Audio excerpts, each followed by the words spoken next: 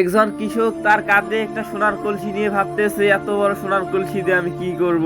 ভাবতে ভাবতে সেখানে একটা কবিতর এসে অনেকগুলো সোনার ডিম পাড়ে। কবিতর এমন অবস্থা যে কলস ধরে না। হঠাৎ একদিন রাত্রে কবিতরটি মারা যায়। পরের দিন দেখতে পায় যে হাড়ি থেকে অনেকগুলো হাজার হাজার কবিতর বাইর হয়ে যায়। কথা আছে না, অধিক লাভে তাঁতি নষ্ট। তার আখ ক্ষেত গুলো নষ্ট করতে থাকে।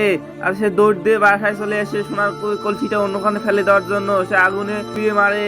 শেষ পর্যন্ত একটা কবিতর হয়ে যায়। ভিডিওটি ভালো লাগলে অবশ্যই লাইক, কমেন্ট, সাবস্ক্রাইব করে পাশে থাকো। ধন্যবাদ। একজন কৃষক তার কাঁধে একটা সোনার কলসি নিয়ে ভাবতেছে, এত বড় সোনার কলসি দিয়ে আমি কি করব। ভাবতে ভাবতে সেখানে একটা কবিতর এসে অনেকগুলো সোনার ডিম পাড়ে। কবিতর এমন অবস্থা যে কলস ধরে না। হঠাৎ একদিন রাত্রে কবিতরটি মারা যায়। পরের দিন দেখতে পায় যে হাড়ি থেকে অনেকগুলো হাজার হাজার কবিতর বাইর হয়ে যায়। কথা আছে না, অধিক লাভে তাঁতি নষ্ট। তার আখ ক্ষেত গুলো নষ্ট করতে থাকে।